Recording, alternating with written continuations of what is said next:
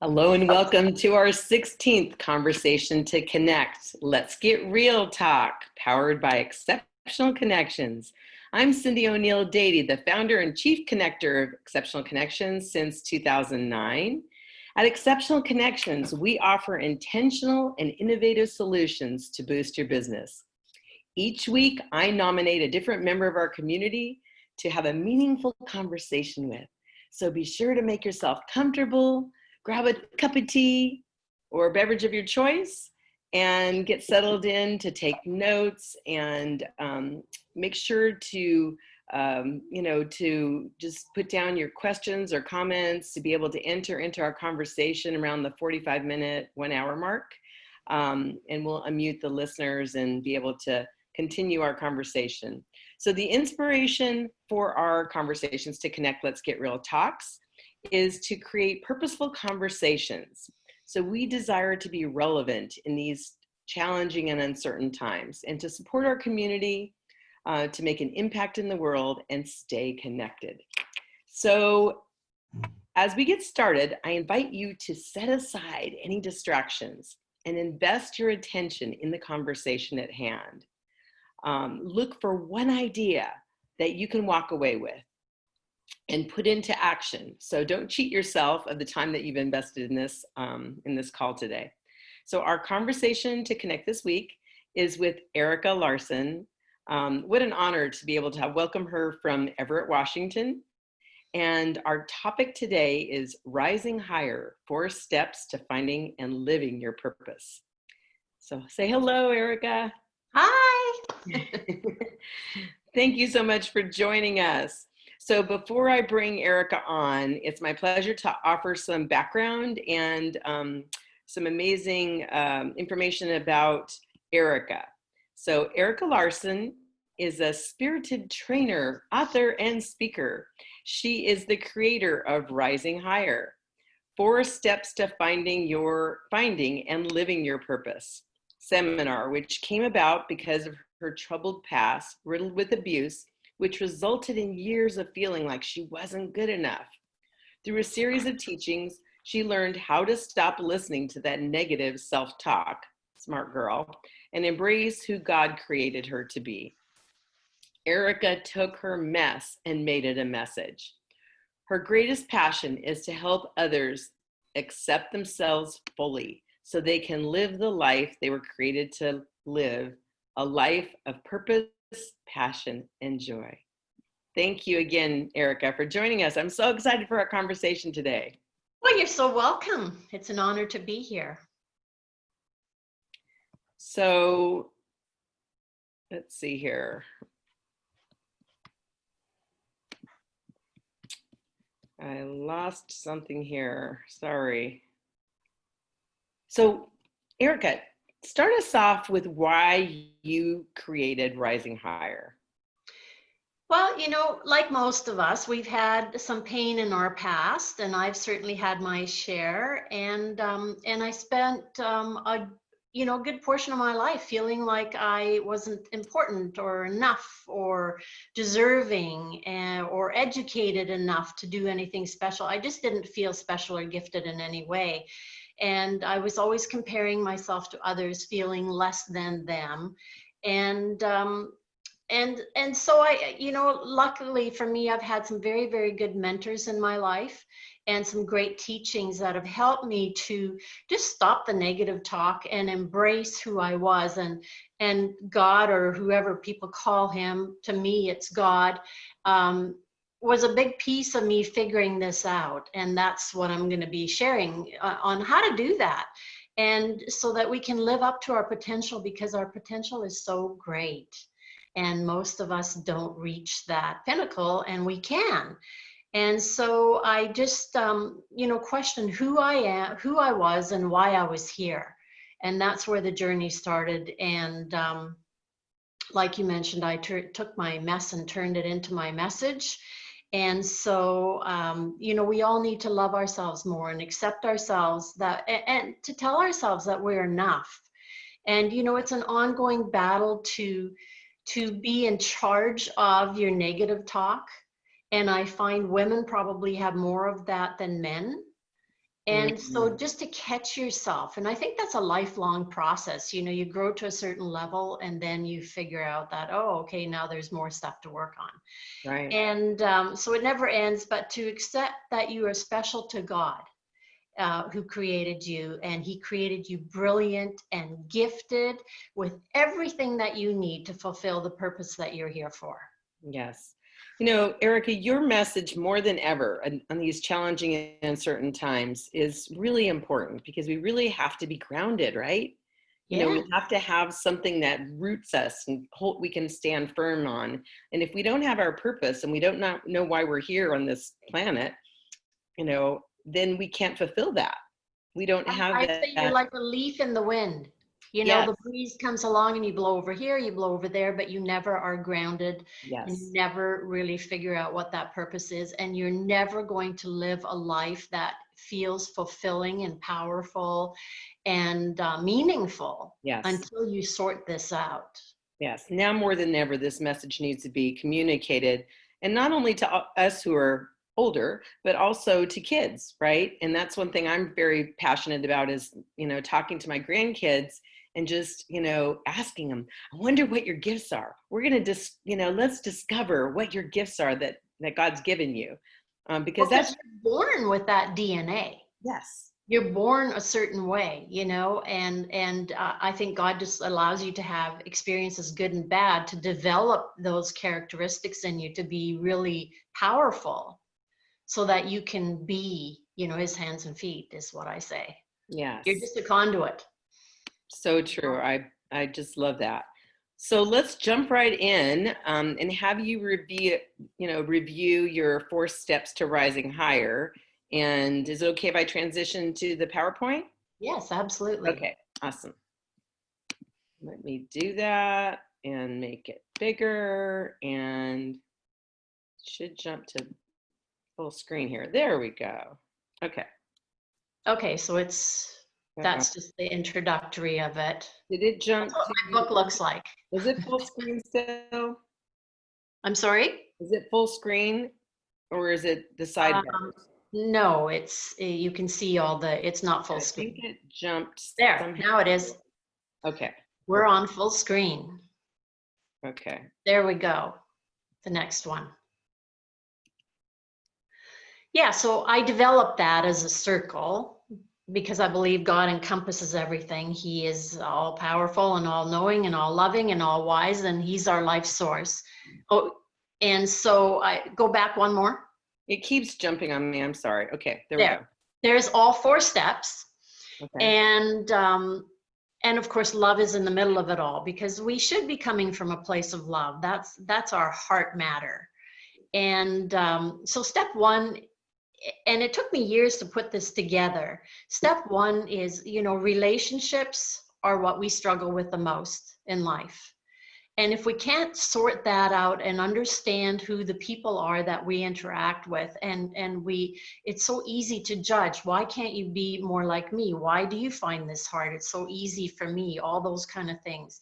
So personality style is a big piece of it, and it's a key to relationships with way less stress. Once you learn why people are the way they are and are wired that way from birth, you can just accept them more readily. Step two is about spiritual gifts. And I discovered this quite a few years in about 2008, that they actually go hand in hand. And Mm, spiritual gifts are all about embracing how we're divinely wired, the DNA that you're born with. And step three is finding your purpose and identifying our God-given passions, and step four, life fulfillment. Now that you know all these pieces, how to fit them together to live your best life and to meaningfully make a difference, because I believe we're all here to serve. Okay, so, you know, people often think, well, and I know I spent a lot of years doing this, feeling like I was an accident in my family. But, you know, like I said, God showed me a few things. And in the Bible, in Jeremiah 1:5, it says, before I formed you in the womb, I knew you. Before you were born, I set you apart. And that's not just for me personally, that's for everybody. I believe everybody's set apart for something special. And, you know, he created us for a purpose. And another scripture is in Ephesians 2:10. It says, for we are God's handiwork, created in Christ Jesus to do good works. So we're created to do good works, which God prepared in advance for us to do. So those two scriptures became really meaningful to me, and it showed me that, wow, he knew me and he chose me and he has good works for me to do. So I wonder what that is. So if we can go to the next slide, I'll just go through all 4 steps. There. So step 1, personality styles. And the next slide, it's the answer to who I am. And, you know, acceptance is a basic human need that we all have, and we do really weird things to get accepted. We conform, you know, all these almost codependent behaviors until you really discover who you are. And so you can stand in that power. But everyone was born wired a certain way with gifts and talents, needs, joys, values, and things that stress them out. They're just wired that way. So understanding these 4 personalities result in way more acceptance, not just of yourself, but of other people around you. And that is the key to relationships and way, way less stress. Okay, let's go on.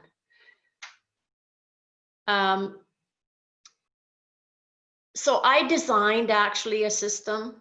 There's tons of system out there.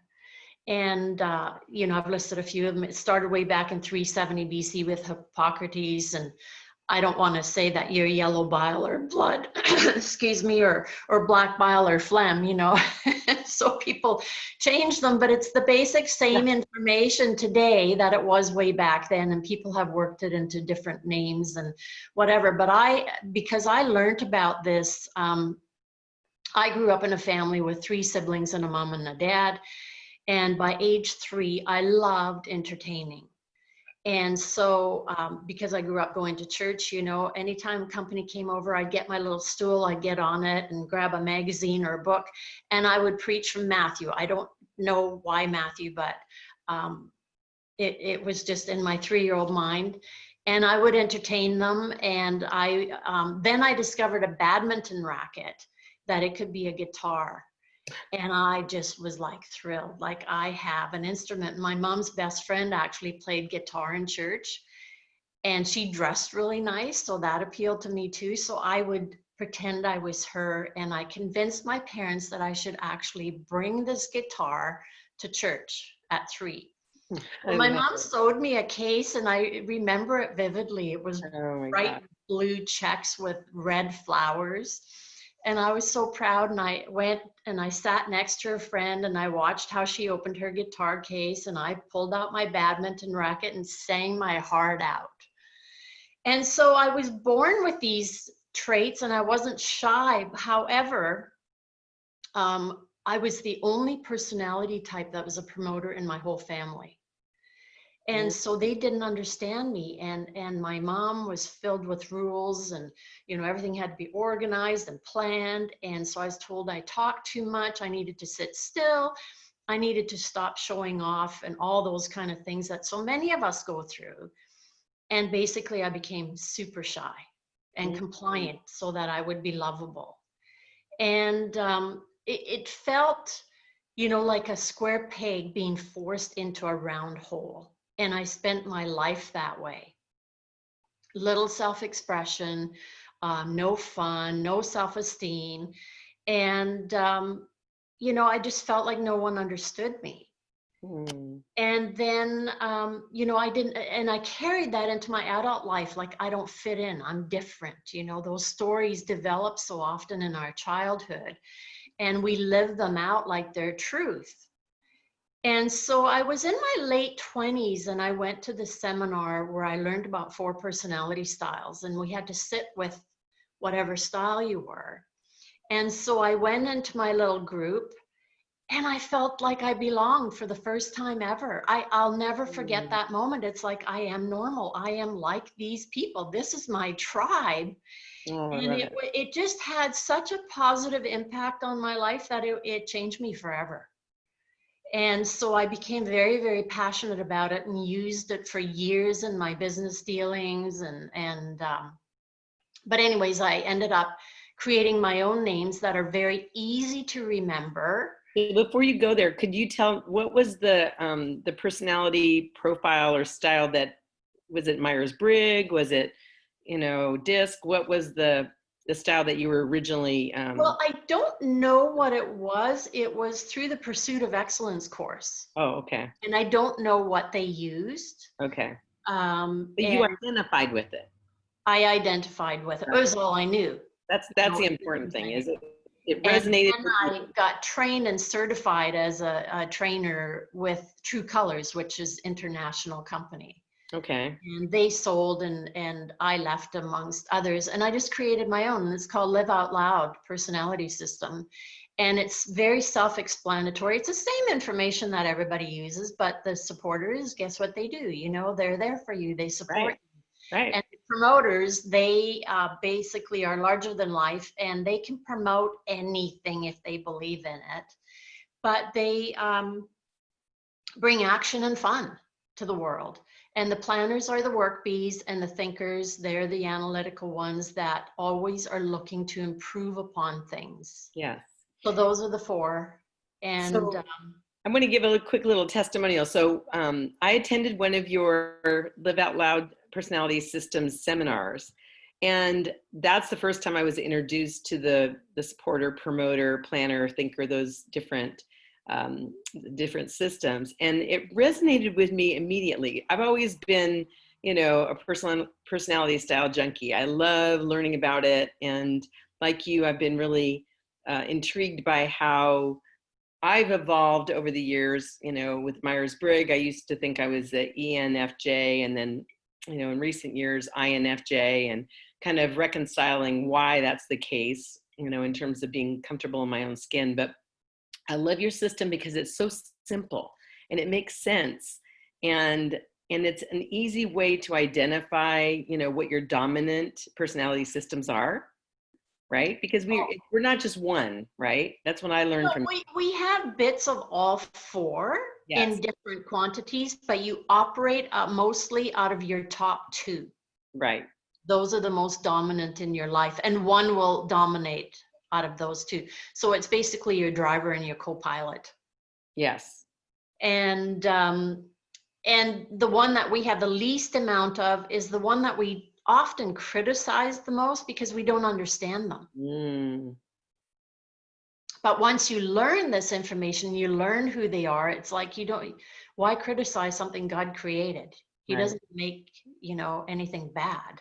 Right. So it's just a matter of learning all their traits so that you can understand where they come from and see the beauty that they bring to the world. Right. Well, one thing I've learned also over the years in being exposed to Myers-Briggs and DISC and your system, the Live Out Loud Personality System, is that, we really, we need to identify where we are and to really be able to accept ourselves. But it's a tool for relationship building. And that's one thing that it's really important to understand who you are, how you operate, what you need. And then also to be able to identify who others are, not to judge them, but to be able to understand them. Yeah. Right? Yeah, absolutely. That's what it's all about. We're in a world filled with people. So you choose, you're going to always be aggravated by who they are, or are you going to just understand like, wow, that's an interesting perspective that you have on that. It's different. He's a planner. That's why he's always trying to figure things out, or a thinker, And so, yeah, I love that. So I'm sorry, I just wanted to interject because I wanted to just, acknowledge the wonderful work that you do and how much I enjoyed not only the content, but the way you allowed people to identify who they are and then go to those corners and connect with those people that are like-minded and be able to complete a task together. Right. Yeah. Really, and it's super powerful in a company if you can harness all four. You have a dynamic company because everybody brings a different perspective to a task. yes. And if you can give it to because everybody's gifted in different ways. And when we operate from our gifting, we are more creative, we're more empowered, we are happier. And so if you can find out what that is in your work environment and give the tasks to the right people, Yes. you're going to have all this energy and creativity happening all the time. It's pretty powerful stuff. Because people are operating from their gifts and they're comfortable there and they feel like they can make a contribution, and, you know, vive la différence, right? You know, we're all different, and, you know, it's beautiful because it does create a symphony. It's an orchestra with lots of voices.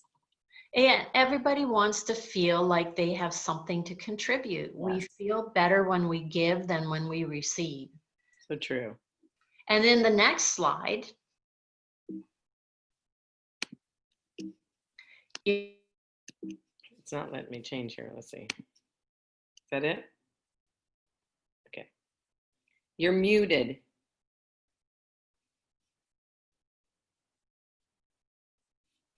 There. There you go. Sorry. So you see the box, and at the top across, we have promoter and planner, and they're more, you know, the promoter is the talking, they're fun, they tell the best stories, they may elaborate just a little bit, but they're very impulse oriented. And that doesn't make them wrong. You know, other people think, well, they're so impulsive. Well, they're wired that way. And they can put that to good use too. And then there's the planner, very result and security oriented, structures everything to them. And then we have the supporter, which is all about harmony and affection, and they're relationship oriented. And then we have the thinker, which is they're all about being competent, they analyze things, and they're cognitive oriented. And if you look up top, the promoter and the planner are more outgoing and way more assertive, like they voice everything. And on the bottom, the supporter and the thinker are more slow-paced and more reserved. And then on the right side, the promoter, or sorry, on the left, the promoter and the supporter are people-oriented. They're all about people. And the planner and the thinker on the right are all about task. So those are just some basic things to know about the four people that you should know. Beautiful. The promoters, like I mentioned earlier, they bring action and fun. The supporters, they nurture and care for people. I mean, we need these people, right? Mm-hmm. We need people to bring action, fun. We need people to nurture us. And the planners are the work bees. They get an amazing amount of work done, and they're organizers and so forth. And then the thinkers, they change, and they're change and improvement agents, the best scientists in the world. You know, they're always looking how they can improve upon anything, basically. And so we need those people as well. And the next one, if anybody is interested in knowing which of these four you are, you can go to my website, which is on the next slide. Okay, before we do that, I noticed that I tend to be more supporter planner, and they're diagonal to each other. So do you tend to have your dominant and secondary personality styles? Is there a certain order? Could it be, I mean, I could easily be a supporter promoter too, right? So it's how you're wired for whatever you're here to do. Okay. And it's like thumbprints, there's no two alike. So for me, I'm a promoter and supporter second. Okay. That's beautiful. I love that. Yeah. Okay, so we'll move to the personality style assessment quiz that people can take if they are not clear or they want to try your Yeah, my website has a bunch of stuff you can download for free, you know, about personality styles, but just knowing it's got a drop-down menu and you have to choose multiple choice kind of a quiz, but it's easy. It's only got, I think, 6 questions or something. It's pretty quick. But anyways, if people are interested in taking it, there it is. Beautiful. Thank you. Okay, and the next slide, let's move to step 2, which is spiritual gifts. And that is basically embracing how we're divinely wired. And the next slide, it's, you know, spiritual gifts are the answer to why I'm here. And even though I grew up somewhat, I grew up going to church. I didn't go to church for many, many years, and I still don't, but I spent a lot of years wondering why I was here. And like so many of us, I think, why am I here? Like, what's special about me? And in 2007, I actually attended this workshop. It was called Sacred Gifts, and a girlfriend dragged me to it. And so I went, and it had nothing to do with church. It was totally outside of church. And because even though I had, been in church a lot in my life, I had no idea what my spiritual gifts were. And so as she was teaching them, she had changed the names of what the Bible says about them to make it her own. And I recognized that, hey, and I asked her, during one of our breaks, isn't this from the Bible? And she said, yes, it is. And I started to see the correlation between spiritual gifts and personality styles. And so I decided to pull out the Bible and do a study. Well, what are these gifts all about? Now that I have an idea what mine are. And I just discovered that they work in unison. Personality styles and spiritual gifts work in unison with one another. They are the roadmap to your purpose. Beautiful. And it was really interesting because I just started to notice people around me. I made everybody take the quiz, right? Take your personality quiz and take your spiritual gifts quiz, because there's one for both. And I started to notice that certain personalities have certain gifts. And it makes total sense because that's how they're wired. And so that's why I put together this program, because they work hand in hand with one another to understand that part. So the next slide, we can take a look at like what is a spiritual gift? I had that question. And that's beautiful. I never thought of it that way, but I always thought of them as separate. So I love that you're making that connection. And I love the analogy of a roadmap to finding your purpose. That's beautiful. Yeah. So, what it is, it's a charism denotes, which is in the Greek, it denotes a gift freely and graciously given, a favor bestowed. It's a grace that we're all given. That you don't have to qualify to have spiritual gifts. You're born with them. It's in your DNA. So they're given without merit by God because of his favor and grace. They're given to enable us to be powerful channels of love in the world. They're beyond, because when we operate from our gifting, we automatically feel more loving because it's just part of our flow. It's part of our DNA and who we are. And so when we're giving a gift to someone else, it's done way more loving when you're coming from that. Because if you're doing something that you don't like to do, you don't have the same energy around it. No. It's against the grain, right? Yeah, it's totally against the grain, but it's beyond human ability often, like healing, for instance, that's beyond human ability. It's to be given away. A gift is to be given away. That's the whole purpose of it. It's for serving, helping, or benefiting others. It's present at birth, matured through experiences. It's not earned. You can't work your way into being good and getting gifts. You're just born that way. Not for personal power or popularity, effortless and fulfilling to use, and always accompanied when you give the gift by energy, creativity, joy, and peace.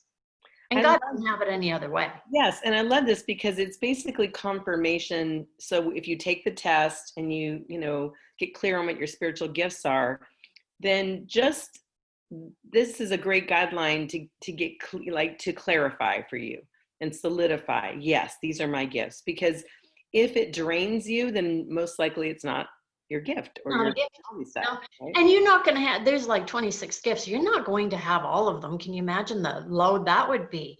Right. Most people have between 2 and 5. Okay, that's good to know. Yeah, and they just come up all the time. You have an opportunity constantly to give those gifts away. And it's only when you give them away that you have the energy, creativity, joy, and peace. Well, and don't you think it's also when you use your gifts that those gifts get more developed versus if you have a gift and you never use it and sit it on the shelf, it just doesn't, you're in not using it, it's not being developed and used to its full potential. Absolutely. Absolutely. It's like anything. It's almost like a skill in a way. The more we use our skills, the better we get at them. Build that muscle, right? Yeah, and you learn to see when a gift is being called from you. Yes. You know, like if you have the gift of compassion, it's like, oh, you see someone hurt and you feel that pull. And that means you should go and give that gift Mm-hmm. because you're wired to give that gift. And when you give it, it's no longer you in charge. Yes. You're just a conduit. You're a vessel. God's love to pour through you. And Yes. that's the basis of it. That's beautiful. I love that. And the next slide is what is the purpose. We talked a little bit about that already.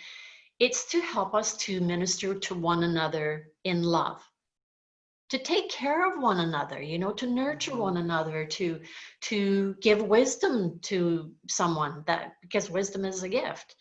And it's, you co-labor with God basically to accomplish his will on earth. I always say, you know, you're his hands and feet and voice. Mm-hmm. And so we can work together to bring love into the world through service to others. That's the main part of, you know, spiritual gifts. And we can look at in the next slide what the spiritual gifts are, so people can, I don't have time to go into all of them because it's a whole day seminar, but there's nurturing gifts, people that nurture. And who do you think would most likely have the nurturing? It would be the supporters who are all about taking care of people, right? So Yeah. it's encouragement, helps, which they are the wind beneath the wings of any leader. Hospitality, they just know, they just have a knowingness that, hey, that person is alone and they're feeling out of place. It's built into your gifts, just that knowingness on when to use them. And mercy and compassion. And then we have lifestyle gifts, which is the way people live, you know, and celibacy or being single. That is actually a gift that some people have. They don't have that need to be married and have a family and all that kind of stuff. And it's so that they're available for immediate service or can go travel across the world or whatever is needed of them. They're wired that way. And then you have faith and trust. They just believe everything happens for a reason and they trust it. And missionaries, we all know, they bring a message to a different culture. And voluntary poverty doesn't mean that you volunteer to be poor. Most of them have a lot of money, but they live a very simple lifestyle. I actually have a girlfriend like that.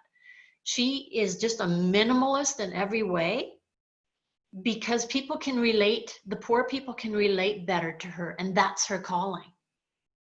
You know, she's just called to that. I don't have that. I don't have that gift, but it's truly a gift. And then you've got restorative gifts, which is healing, and it can be emotional healing, it can be physical healing, you know, mental healing. And then intercessory prayer. They're the people that, you know, you say, you bring up a problem, they say, I'll pray for you. And they know how long to pray and they know when the answers come. It's just built into them. And then understanding gifts is things like discernment. They can tell if somebody's telling a truth or a lie.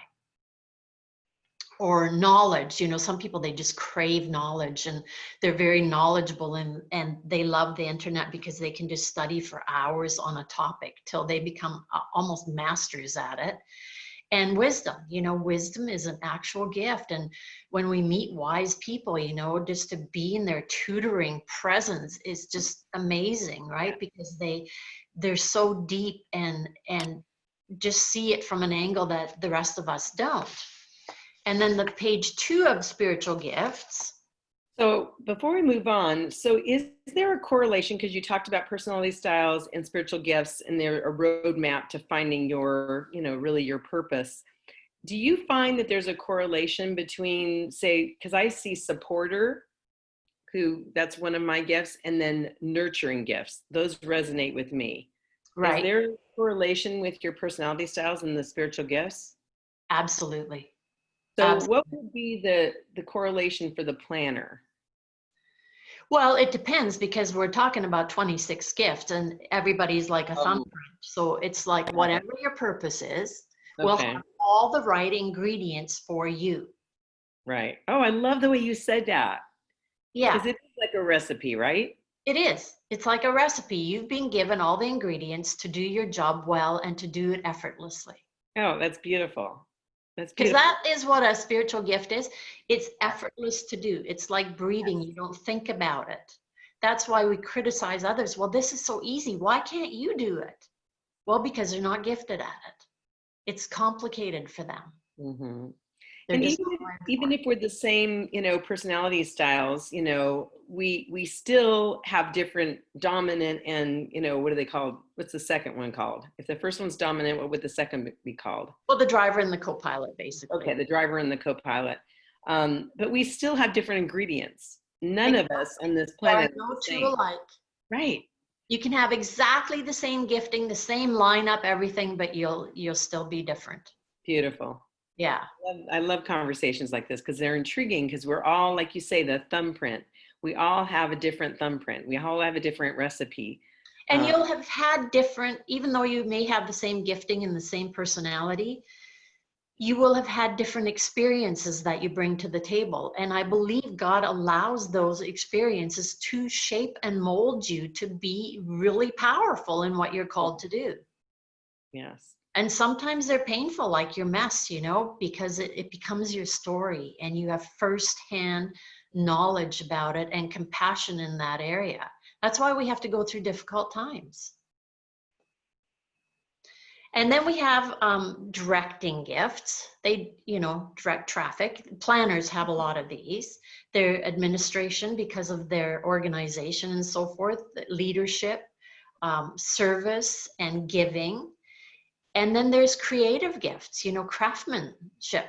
They can just make things beautiful. They can take an object and turn it into something beautiful, or they can build things. Or they often can figure out, like if your lamp breaks, they'll often take it apart and see how it all fits together and make it work again. And then music, we all enjoy music, the different aspects of writing music or voice or, playing an instrument are all part of it. And writing is an actual gift. Even though I've written 3 books, I don't have that gift. It does not energize me. That's how I know. Explain that to me, because how could you're an author of 3 books and you don't feel like you have the gift of writing? Is it because you had to labor at it? Was it more? Well, part of it could be, maybe I have it and I still have to discover it, but I didn't feel energized most of the time I was writing. But I'm an immigrant. I was born in Norway and we immigrated to Canada, and I had to learn the language. I didn't know a single word, at age 11. And I had to learn the language, and I always felt stupid, like, okay. And a teacher actually is the reason why I felt that way. We were studying geography, and he pointed at a country. And in Norway, where I come from, a country is called a land. Here, it's got a different meaning, and I said land, and he just laughed, and he, made fun of me and just said, it's not, of course it's land, but what is the land called? And from there on, I made a decision that I was stupid. You made it mean something. I made it mean that I don't know my grammar and I don't know, So I kind of lived that out a bit, so it could be why, but the easiest book to write was the Rising Higher book, because it's my heart. Mm-hmm. Well, Erika, I'm just going to say it. You are a writer. Well, there you go. Okay. I'm owning that today. You are an amazing, creative woman with creative gifts, many creative gifts that have made you into the beautiful person that you are today. Aw, that's so sweet of you. Thank you. I'm an encourager, so there you go. Yeah. And then that's a typical example of, like, I felt like someone just gave me a gift, and what did you feel giving me that gift of encouragement? Well, I felt compelled, like I couldn't just let you say that. Yeah, it's drawn from you. The opportunity was there and you obeyed it. And do you feel happy that you did it? Yeah, I do, because I think when we see someone who's not claiming their gift that they've clearly been walking in, it's like it's being stolen from them.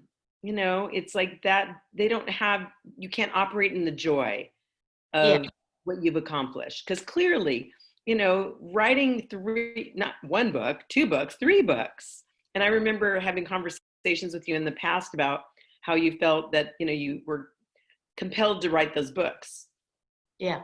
You like that had to happen, and there's a lot of us, like I have, some book ideas that we're working on for Exceptional Connections, but it's not flowing. It's something that has to be very intentional. But anyway, I do believe it is a gift. And Well, when you write about something that is a heart matter for you, it's way easier. That's all I'm going to say about writing. versus coming from Way, the way head, right? easier. Versus the Yeah, head. the last book was actually a joy to write, which is Mm, my Rising Higher book. that's beautiful. But the last one is guiding gifts, and they are meant to guide people. And evangelism, we all think of, the great Billy Graham, but it isn't just about that. It is, you have a message that you want to get out there. You want to evangelize it, and you just know how to do that. And that's for business as well. It's not just for religion, Absolutely. right? You're passionate about sharing a message. And when you said that, all of a sudden it dawned on me, it's like, okay, for Exceptional Connections, we're going to be celebrating 11 years in August, but I'm feeling this desire to share our message more than ever. So Right. it is a form of that evangelism. It is. It definitely is. It is getting the message out there that you just feel driven to get out there. And prophecy is, people, can I see the future of something that can happen? And shepherd or pastor, they basically lead people to have a belief system. And then teaching, you're a teacher. They know how to put information together to make it easy to deliver so that people can absorb it and understand it. Yes. So those are spiritual gifts. And then we'll go into step 3, which is the next slide. Finding purpose, identifying when I didn't know my purpose, and I was saying, okay, God, I really want to know my exact purpose. And the word passion kept popping into my head. And I was like, okay, well, I'm going to just look up passion. And passion actually means God within. Oh. It is how he guides you to live your purpose, is the passion within you. That's your guiding light, basically. So the next one is, how can you know what your purpose is calling in? And the next slide after that is, the passion piece. It's, you're filled with God. It is the compass and roadmap to your person. So whatever your passion is, and a lot of people are out of touch. Well, I don't feel passionate about anything. Well, slow down and take some quiet time and just say, okay, like I did, God, what is it? What is my purpose? And my passion started coming to the forefront again.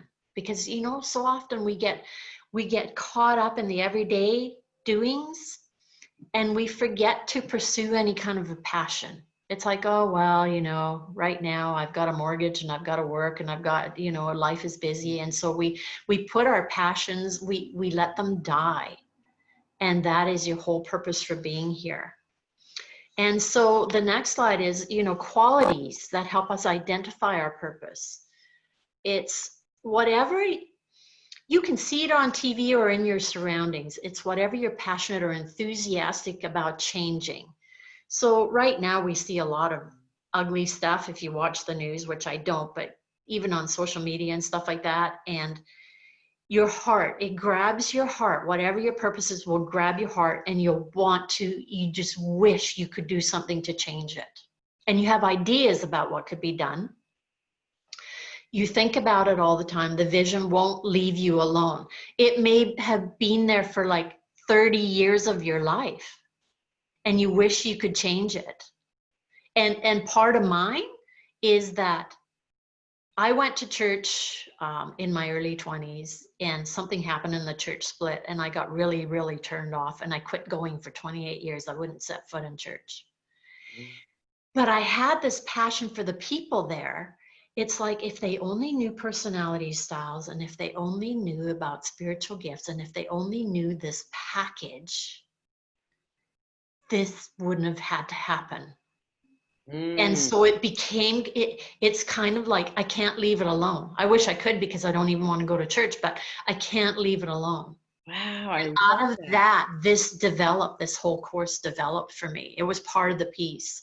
That's One, beautiful. the personality part was not feeling understood or like I belonged. And then the spiritual piece is from pain that I had in church. And so it's the pain or frustration of whatever that is tugs at your heart, and you daydream about changing the issue or the need, or you resist taking action because it feels too big. Like, what can little old me do about it? Or it may upset my plans. We have plans to work X number of years and pay off the mortgage and retire and whatever. Or it may not be convenient right now because I'm too busy, or intimidating or scary, or like what I said to myself, well, I don't have, the education for anything like this. And so whatever it is, we make excuses that we don't have the courage or the right education or the charisma to get on stage and talk about it, or the skills or the resources or whatever is required. Those are all clues. If you're going through any of those, they're clues that God is trying to steer you towards your purpose, because it doesn't leave you alone. It's constantly there in the back of your mind. If only time and money weren't issues, I would do this. Hmm. Or, what would the question I've heard, many times is, even if you weren't getting paid, would you still be doing Would you it? still do it? Right. I had a great mentor, and she basically said to us, okay, so you think you know your purpose statement. She says, if you were to lose all mobility in your body and you were in a wheelchair, would you still be passionate about it? And if you can say yes, you've got your purpose. Beautiful. Yeah. I love that. So the next slide is, our mess often becomes our message, like I've talked about, So let's look at the next slide. How do you embrace the mess? Some people have horrible messes. And it's not about you. The mess is not you, but it's something that happened to you. The mess doesn't define you. Yeah, I'd love that. It's not of your own doing. No, Sometimes the mess is not of your own doing. it just happened. It But happened. how you respond to it is how it will affect you. Yes. Yes. And the mess can shape you and change you and make you more compassionate, or you can become bitter. That's a choice too. Right. And be a victim the rest of your life. Right. And the mess becomes a part of your message and story because you've experienced it firsthand, and it drives you to help others that are going through it. And so mess becomes part of your purpose. I really believe that we go through messy things so that we develop that passion, and we develop that compassion to care for others going through it. Because face it, a drug addict is not going to listen to someone who's never done drugs, but they will listen to a drug addict who's been set free from it. Right? Mm-hmm. Yeah. Beautiful. And then step 4 is the next slide, is the life fulfillment part, living our best life, meaningfully making a difference. So it's like, okay, yeah, I know all 3 pieces now. I know my purpose, but now what do I do? And so the next one is just some ideas on making a difference. I think when we seek, we find the answer to anything, but you've got to seek it out. And it just comes to you in funny, weird ways. And so practical ways that you can serve is you can befriend a war vet or an elderly person, because they're often very lonely, or someone with a disability, or, see if they need errands run, but befriend them, be there for them, or bring groceries to a family in need, or give them a food voucher, or help, when you have an awareness about, I want to serve with my gifting, and you start to look for it, believe me, they'll show up. You can help at a food bank. You can send a care package to overseas troops, donate clothes to a nonprofit, take someone's pet for a walk if they're ill or they can't do it themselves. Those are just a few practical ways. In my seminar, we actually get into brainstorming, and a lot of really, really good ideas come up. And the next slide is, you can do it, a greater commitment. Some of the gifting, they like to take on big projects, like leaders. Or if you have the gift of giving, you also are very good at fundraising generally. And so for greater commitment, you can Maybe raise some funds, for a cause that you really want to get involved with, or become a mentor, which is something all of us can do. And or hold a neighborhood food drive, volunteer for hospice, or visit people in jail or nursing homes or hospitals, donate your skills to those who can't afford to hire help, or hold a neighborhood coat drive. It's a fun thing if you want to know your neighbors. Do a food drive or a coat drive or blanket drive in your neighborhood in the early winter months. And everybody, because when we give, we're at a much higher vibration. And so when we're the leaders know how to get the people, they know how to motivate them to do this. The helpers are there helping, like it just works like clockwork.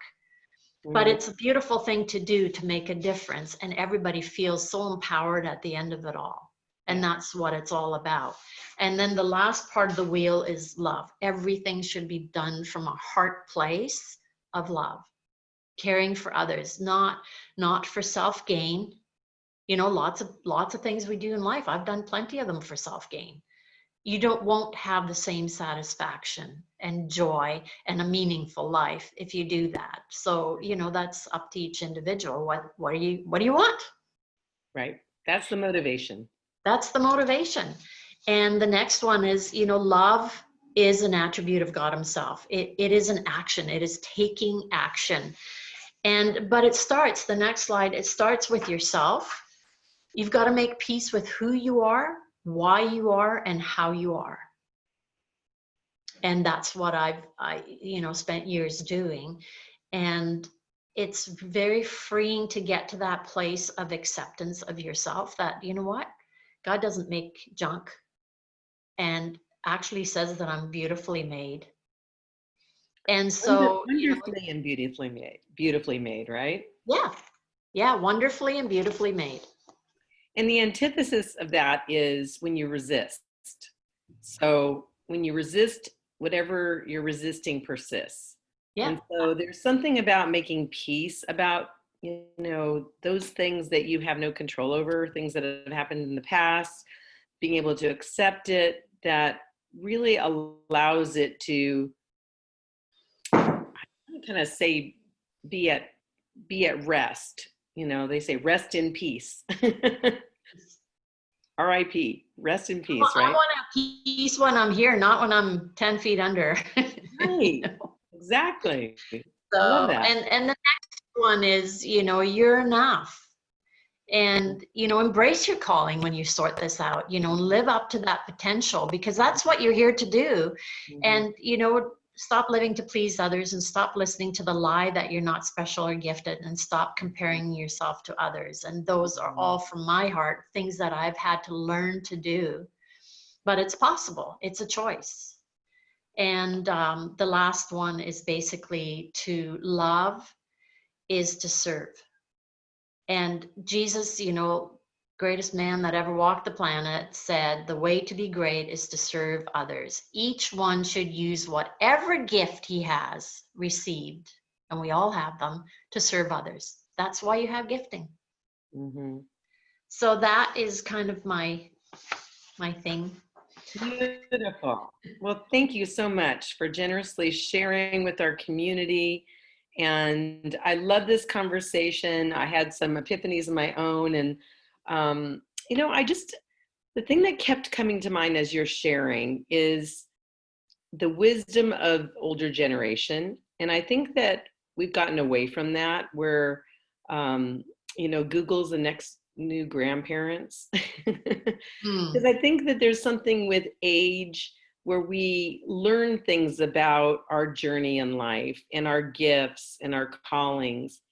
And I think it's really important for us to be able to share that with the younger generation who can benefit from that, and not only identify their gifts and their personality styles, so they're not resisting it. They're going with the flow. They're making the best of their gifts that have been given to them.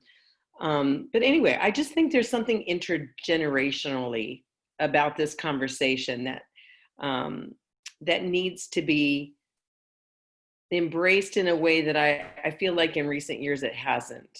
We haven't had that camaraderie with the older generation sharing with the younger? Maybe it's just an openness. Maybe that's the challenge. I don't know. Well, even the Bible says the older is supposed to teach the younger, and I think Yeah. it's not practiced anywhere anymore. No. I mean, our parents are older, but that's a different thing.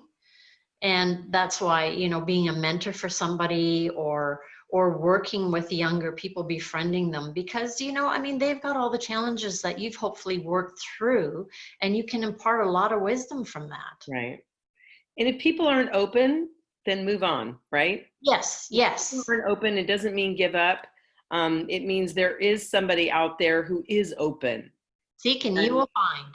If they're seeking it, Yes. yeah, there's no point in trying to take a square peg and put them into a round hole. Oops, I'm going the wrong way here. I love that. Well, thank you, Erika. This has been just an enlightening and lovely conversation.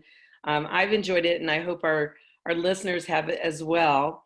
So I just want to make sure that, so if anybody wants to find out more about you or your book, Rising Higher, where would they go? You can find it on Amazon, or you can find it on my website. Okay, erikalarson.com. All right. Yeah. And you're a cherished part of our Exceptional Connections community. You've been a spotlight speaker, and what an honor to have you as a conversation to connect guest today.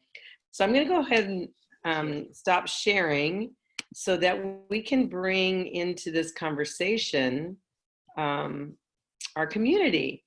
And so, Rikshana, if you would be so kind as to unmute, and if anybody has any ahas, epiphanies, questions, this is a great time to enter into our conversation.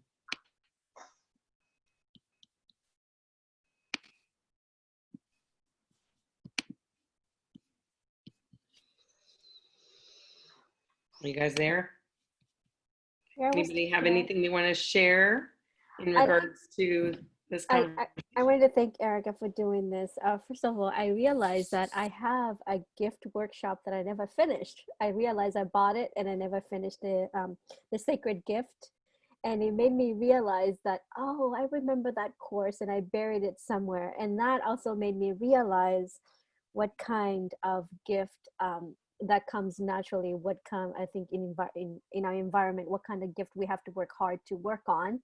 But also it made me realize that through what you're sharing, it's like some of those comes through God gave it to you. Some of us, you know, is hiring people outside to help us, you know, accelerate the things that we want to achieve. And that's why, and all of that just made me realize all the wonderful things that I'm surrounded with, all amazing gifts. Now it makes me also be very grateful for all the people who all have different gifts who I'm surrounded with, because I find myself telling that to my kids. I'm like, why don't you get it?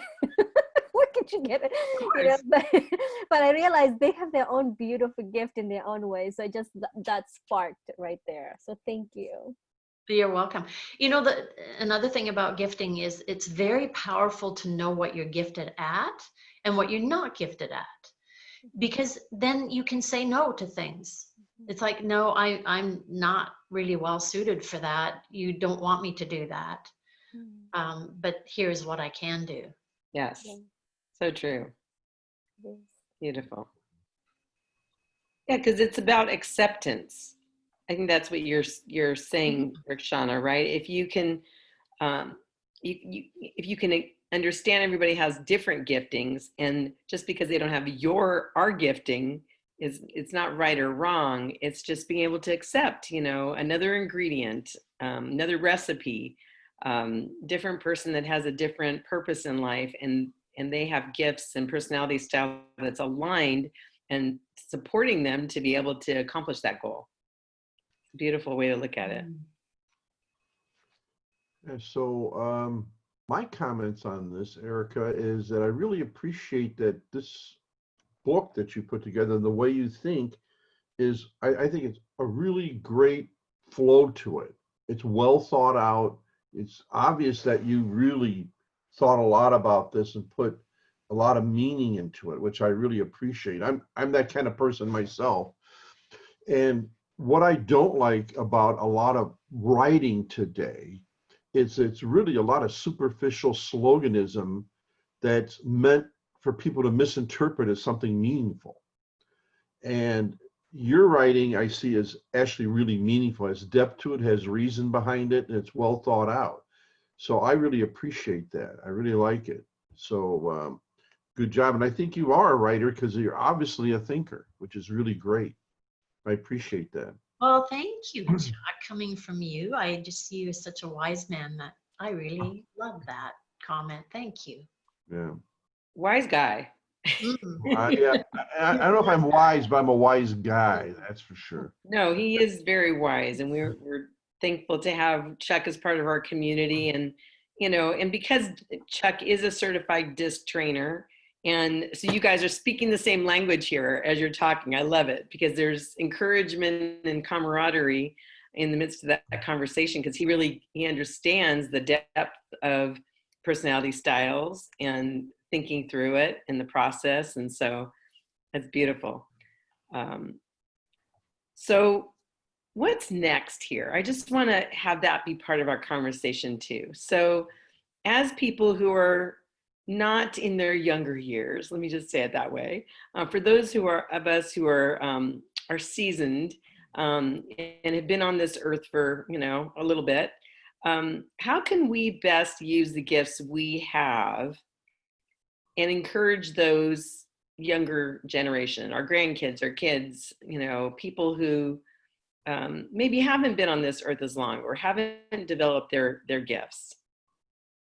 Is there something that you can encourage us to be able to make a difference in the world with in that? Well, I think once you're clear about your personality and the type of gifting that personality generally has, and you get clear about what your gifts are and what you're passionate about, then you just say, okay, I'm willing to be used in whatever capacity with the gifting I have, and the opportunities come to you.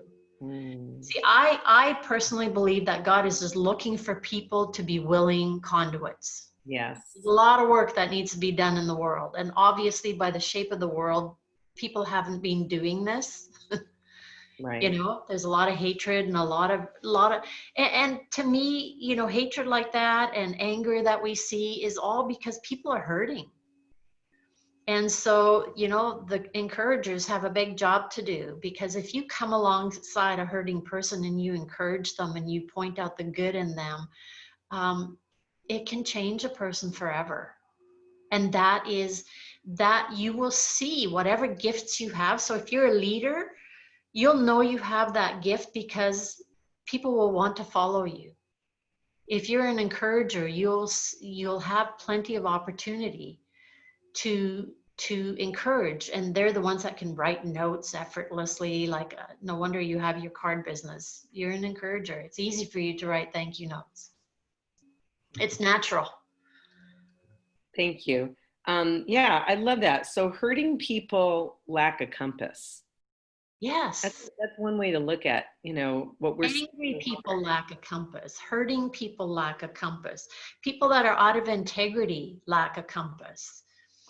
Wherever you see people that lack joy and peace in their life, they're lacking that compass.